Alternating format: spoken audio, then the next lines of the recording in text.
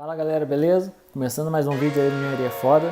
Esse quadro que eu vou mostrar pra vocês é como o engenheiro enxerga as coisas. O que está por trás de algum objeto ou algum processo, como que o engenheiro enxerga isso. Então galera, nesse segundo episódio, na visão do engenheiro, a gente vai comentar aí os conceitos, né, envolvidos aí no bumerangue, que é muito legal. A gente sempre teve aquela ideia de ver o desenho animado e alguém taca o bumerangue, bate na cabeça do canguru lá na Austrália e volta, né? Aquela coisa toda que a gente fala. Eu não vou ficar falando da história do bumerangue, né? Não vem ao caso. Esse bumerangue eu fiz, o material que eu fiz ele é policarbonato. E existe qualquer material que você queira fazer um bumerangue, provavelmente vai dar certo. A gente faz até de papelão, né? E você pode fazer de PVC, você pode fazer de madeira, você pode fazer ele de polipropileno. Então, assim, materiais aí, cada um material tem a sua característica. Então, quem estuda engenharia mecânica aí já estuda a característica, né, e propriedades dos materiais, vai saber muito bem aí que material é o mais indicado. Eu escolhi o policarbonato porque ele tem uma boa rigidez, e ao mesmo tempo ele é flexível, mas ele não é muito mole. Um PVC, por exemplo, é muito mole. E quando você lança o bumerangue, por exemplo, e ele acerta no concreto, no asfalto, ele não vai quebrar, porque o policarbonato é bem resistente, ele vai suportar bem. Se você usar acrílico, por exemplo, ele vai trincar todo, né? Cada material tem o seu comportamento. Tem algum tipo de madeira que pode trincar, outros tipos de madeira não vão trincar, depende da madeira que você usa, né? E assim vai. Já falando disso, né, lançamento, o pessoal sabe que o impulso é força vezes tempo, então a força que você aplica no objeto vezes o tempo, você tem um impulso, né, que você vai aplicar esse bumerangue. Se ele tiver uma massa maior, é lógico que a inércia dele vai ser maior, então ele tem uma energia maior durante o voo. Se você usa um material mais leve, a maneira com que ele vai, né, interagir com o ar, né, na aerodinâmica, o arrasto vai tirar essa energia dele mais rápido. Então, um material um pouco mais pesado, ele vai carregar uma energia maior. Então, esse bumerangue eu fiz para ele voar por mais tempo, uma distância maior. Outra coisa, né, já em aerodinâmica, não sei se vocês vão conseguir perceber, mas ele tem um perfil aerodinâmico bem leve, não é muito acentuado. E isso também é para ele ter um voo assim com pouco arrasto, pouca sustentação, e tem que ser rápido, né? Ele tem pouca superfície, né? Ele tem uma aerodinâmica bem sutil, e isso eu fiz para poder ele voar mais rápido e mais longe. Já para falar do perfil aerodinâmico dele aqui, né? Todo mundo já conhece, eu vou mostrar uma asa aqui, né? Isso aqui é um perfil, uma visão transversal, né? Um corte, né, de uma asa. Então vocês podem perceber que tem o que a gente chama aqui da borda de ataque da asa, e aqui é a borda, né, de saída da asa. Isso aqui, essas linhas estão representando o ar. Então é essa asa movendo nessa direção em relação ao ar. Então o ar, quando ela vai passando nessa ideia de cortar o ar, né, vocês percebem que o ar tem que passar em volta da asa. Então já pega aí no seu material para estudar, né, dar uma revisada nas equações de Bernoulli, a equação da continuidade, porque tudo isso é levado em consideração para uma asa funcionar, né, para ter sustentação. Mas só para ter um conceito básico aqui para vocês antes, né, a velocidade vezes a pressão, ela tem que ser proporcional à entrada e da saída, né? E aí vocês vão ter que estudar lá o material de vocês para vocês entenderem. Não vou ficar entrando muito em detalhe aqui. Mas quando o ar passa por cima, a velocidade que ele tem que percorrer aqui, como o caminho é maior, que ele passa por cima aqui, é maior do que o daqui, ele passa uma velocidade maior aqui em cima para poder o mesmo ponto que estava aqui, nessa linha, por exemplo, e essa aqui, quando eles saem desse lado, eles têm que se encontrar em algum momento. Então você considera, né, a nível didático aqui, que eles vão passar e encontrar aqui de novo. Não é muito bem assim na realidade, né, perfeitamente, porque ocorre uma turbulência aqui, lógico que não vai falar que esse ponto é igual a esse, mas a ideia é essa, né? Então, o ar que passa por cima, ele tem que passar mais rápido para poder acompanhar a distância que esse aqui também está passando. Então, se a velocidade aqui é maior, como tem a relação, né, de continuidade, se a velocidade aqui é maior, a pressão aqui nessa área é menor, porque aqui a velocidade é menor, então para a equação ficar equilibrada, aqui embaixo a pressão tem que ser maior. Então, velocidade maior, pressão menor. Velocidade menor, pressão maior. Então, esse perfil da asa aqui, ele está aplicado aqui também. Se eu pegar um objeto reto aqui, para vocês verem como que está o perfil aqui da asa, né? Vamos ver se eu consigo mostrar para vocês aqui. Aqui desse lado, ó, nesse lado aqui, ó, é onde está a borda de entrada, a borda de ataque. E aqui é de saída. Quando você olha com a régua, você vê que para cá, ó, a régua desce, tem um ângulo aqui, ó, bem suave, que é igual estava no desenho lá. E aqui, ó, desse lado tem um ângulo mais agudo, mais forte, ó, onde entra. E aqui, ó, fica nivelado, chega num ponto que ele desce, que é justamente como estava no desenho. Então, é aquele princípio. O meu perfil da asa, você vê que por baixo ele está retinho, ó. E por cima é onde o ar passa. Então, o ar vai entrar por aqui, onde tem a borda de entrada, e ele vai passar aqui e vai encontrar aqui embaixo de novo. E isso vai me gerar sustentação. Nesse caso, a sustentação ela está daqui para cima, né? Levantando a asa. Bem, uma característica do bumerangue é que nesse bumerangue aqui, você pode fazer um bumerangue de várias geometrias, não precisa ser essa aí, né? Vocês conhecem a tradicional, né? Que é aquela bumerangue que o pessoal fala da Austrália, né? Essa aqui é um pouco diferente, mas nada demais. Você pode ter mais de uma asa, né? Que tem duas, pode ter 3, 4, né? Quantas você quiser. E você pode fazer geometrias até malucas, e contanto que elas respeitem, né, o sentido de rotação do bumerangue para poder a asa estar no lugar certo, né? Nesse caso aqui, ó, tem essas duas asas. Essa asa daqui, a borda de entrada, a borda de ataque está aqui, porque o bumerangue gira nesse sentido aqui. Então o ar entra por aqui. Então, quando ele está dando a volta, ó, se essa aqui é a de ataque, essa é a de saída. Ele girou.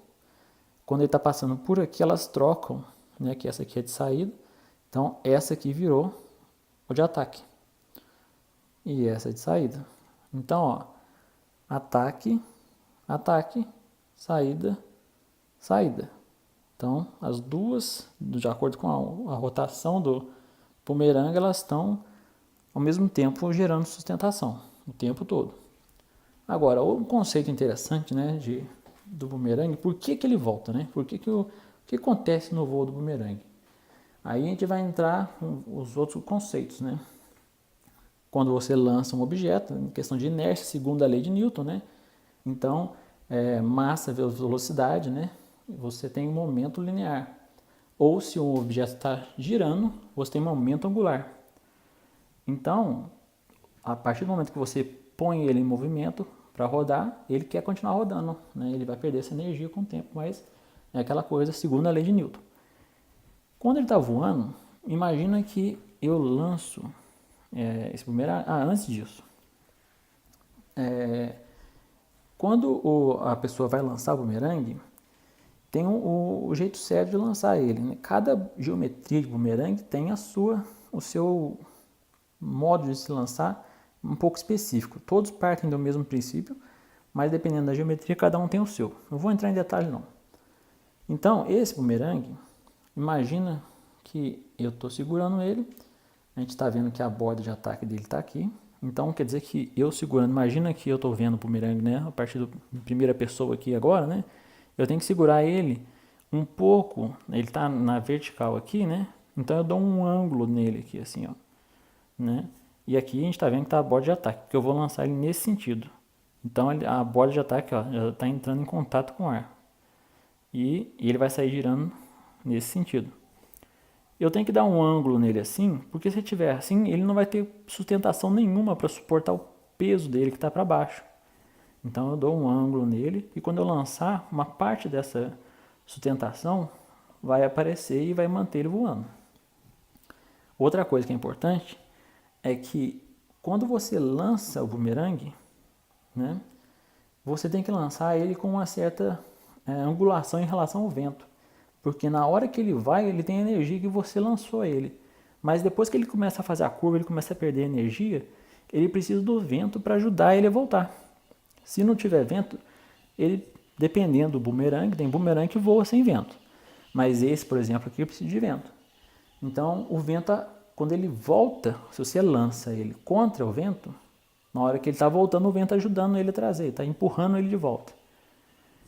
E então tem um ângulo certo que você lança o bumerangue em relação ao vento. Então, continuando aqui a ideia, né? Quando você lança o bumerangue, você aplica nesse momento de rotação nele, e a gente estuda na engenharia que existe o torque, né, que é força vezes distância. E tem o momento angular. Todo objeto que está rodando, né, ele quer continuar rodando. Quando você faz uma força de torque nele, ele vai, esse objeto que está rodando, ele vai se opor a essa força. Então, é a mesma coisa. Se ele, de uma maneira mais simples, né, se ele estivesse só caminhando assim, sem rodar, né, se eu faço uma força para cá, esse aqui vai ter como ele quer continuar andando, por causa da inércia, né, dele, ele vai fazer uma força oposta à minha. Então, se eu faço força para cá e ele está vindo assim, quando eles se encontram e eu estou fazendo a força para cá, a reação dele é de fazer uma força para cá. Por causa da inércia, ele quer continuar, né? Até essa força que eu estou fazendo nele, fazer ele parar. E aí elas vão se cancelar, né? Vão ser zero essa força. Então, no caso do bumerangue, quando ele está rodando, em termos de torque, né? A gente aprende lá na engenharia que é a regra da mão direita, para poder ver o que está acontecendo, né? Então, se ele gira nesse sentido, aplicando a regra da mão direita, botando os dedos na direção do sentido que ele está rodando, o dedão vai apontar para o torque dele, para onde o torque dele está apontando. Então, girando assim, a força está vindo assim. Isso é muito interessante porque esse tipo de interpretação de forças é muito contra-intuitiva. Às vezes a gente imagina que uma coisa acontece de um jeito e, na verdade, em termos de momento angular, elas não são tão intuitivas assim. Eu vou dar um exemplo para vocês muito interessante. Então, vamos voltar ao assunto. Por que ele volta, né? Quando a gente lança ele, imagina que eu estou olhando o bumerangue passando assim, ó.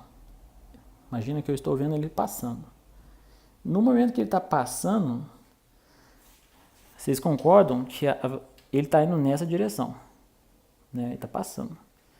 Quando ele gira ao mesmo tempo, né, que ele tá caminhando e girando, um lado da asa, que é esse aqui, essa aqui é a borda de ataque, né?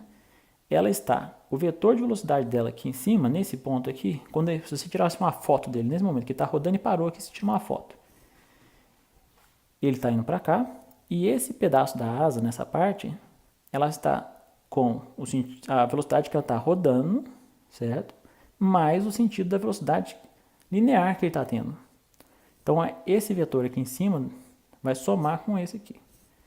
Já esse daqui, como ele está girando assim, ó, vocês concordam que ele está apontando para cá, o vetor dessa parte da asa está vindo para cá? Então, quando ele está caminhando assim e está rodando, eu tenho essa velocidade dessa parte da asa que está sendo contrária à velocidade linear que está indo nessa direção. Então, como tem essa diferença de velocidade daqui e aqui em relação ao movimento dele, essa asa aqui vai gerar uma sustentação maior do que essa. Olhando ele assim, né, nesse perfil, é como se as duas estão fazendo sustentação, mas essa está fazendo mais, nesse momento só, né? Porque na hora que ele girar, essa aqui vai fazer a força maior, vai fazer uma sustentação maior do que essa. Então, é só um momento que a gente está olhando aqui. O que acontece? Essa asa vai estar sempre puxando ele para fazer esse movimento. E quando essa estiver aqui, essa vai estar puxando, né? E assim vai. Ele está rodando e girando, né? E caminhando. E aí que entra o efeito giroscópio eu não sei se fala giroscópio ou giroscópico, do bumerangue, né? Que é um efeito muito interessante. Por quê? Ele tem esse momento angular que ele está girando, certo? Quando eu aplico um torque nele, porque imagina, ele está andando aqui, voando, quando eu faço uma força aqui, eu estou aplicando um torque em relação a já o movimento angular dele. E aí vai aparecer uma reação, que é contra-intuitiva. Agora eu vou mostrar para vocês. Porque a impressão que a gente tem, né, inicialmente, é que se ele está rodando, imagina que isso aqui está rodando. Se eu aplico uma força daqui em direção à câmera, né, assim, a impressão que a gente tem é que ele vai fazer justamente isso. Mas, na verdade, o que acontece, né, o efeito que aparece no bumerangue, é que quando a gente aplica uma força assim, o que acontece com ele, na verdade, é que essa é a parte dele é que vai fazer isso aqui, ó. Então você imagina, ele sai rodando assim de mim, né, quando você lança, e ele começa a aparecer uma força nele que vai fazendo isso aqui, ó. Que é esse efeito do torque. Então, é a regra da mão direita. Se ele está girando, imagina que ele está passando na minha frente, e eu aplico a mão direita nele, eu tenho torque nele. Mas à medida que aparece essa força de sustentação fazendo isso aqui, então é a mesma coisa eu fazer isso aqui, concorda? Porque ele quer girar, certo? Então ele está girando assim, essa é a primeira força. Primeira. A segunda é a sustentação que aparece aqui em cima. Então ela faz isso aqui, ó. Então aparece um vetor para cá, ó. Então o anterior é esse, somado com esse, dá isso aqui, ó. Ele vai girar nesse sentido. Bem, isso é contra-intuitivo. Até eu assim, tive uma dificuldade para entender isso no começo, mas é muito interessante. Vou dar um exemplo para vocês disso. Como que isso acontece? Vou pegar um disco aqui, né? Esse aqui é um CD. Tá vendo? Fiz um material ótimo, didático aqui, ó. Imagine que ele está aqui parado, sem estar rodando. Se eu aplico uma força aqui nele, o peso do meu dedo aqui, ó, vocês concordam que ele está fazendo isso aqui, né? Ó, ele está parado, eu ponho uma força aqui no meu dedo para baixo, ele faz isso aqui. Mas será que se ele estiver rodando e eu aplicar essa força para baixo, ele vai fazer exatamente esse movimento? Não, ele não vai fazer. Por causa desse efeito de torque, né? O efeito giroscópico dele. Vou botar esse CD aqui para rodar. Ó, então com a câmera nivelada, agora com o disco girando, eu vou aplicar uma força com a lapiseira aqui num ponto que ele vai, ó, viu? Em vez dele ir para cima, quando eu apliquei com a lapiseira assim, em vez dele descer assim, ó, ele na verdade ele fez isso aqui, ó. Então foi diferente, né, o que a gente espera. Então voltando pro bumerangue aqui, eu mostrei no CD com um CD desse jeito, girando nesse sentido, né, e mostrei que aplicando uma força aqui, em vez dele fazer isso, na verdade o CD fazia isso. Colocando o bumerangue no plano de voo dele, que ele gira, né, que a gente lança ele nesse sentido assim, indo embora, né? Imagina que a câmera aqui é a visão em primeira pessoa, então ele está indo embora. Agora olhando de lado, quando ele está passando por aqui, essa força aqui é aplicada aqui. Na verdade, a reação, como ele se comporta o bumerangue, ele faz isso. Então, é como se ele estivesse fazendo esse movimento de curva. E é por isso que ele volta, né? Além de estar sustentando o próprio voo dele, esse efeito giroscópio que aparece nele faz ele fazer essa curva e voltar para você. Da onde a pessoa ataca para onde, o raio que ele, de toda a curva dele é em torno de 100 metros. Então ele percorre uma distância de raio de quem lança esse bumerangue, esse aqui em específico, de 100 metros, é muita coisa. Tem bumerangue que faz uma volta em 3 metros, bem menos, dá para você brincar em lugares menores, né? Então cada geometria vai te dar um certo resultado. Então tá aí o bumerangue, espero que vocês tenham gostado. Se você gostou do conteúdo, ficou no vídeo até agora, né? Vendo esse vídeo, dá um like ali para poder ajudar o canal, a gente poder fazer mais conteúdo interessante para vocês. A ideia aqui é ajudar a vocês compreenderem o que a gente aprende no livro, né? Você tem que abrir o Tipler lá e ficar lendo, aqui que é momento angular, aquilo é chato, né? Então, olhando um objeto assim, eu acho que dá para fixar melhor, né, como que esses conceitos são aplicados. Então, por favor, deixa o like, passa no Facebook, passa no YouTube, onde você estiver, no Instagram, para poder dar a curtida no canal. A gente tem um canal no Instagram, no YouTube e no Facebook. E deixe seu comentário, deixe suas dúvidas e até a próxima. Valeu, pessoal!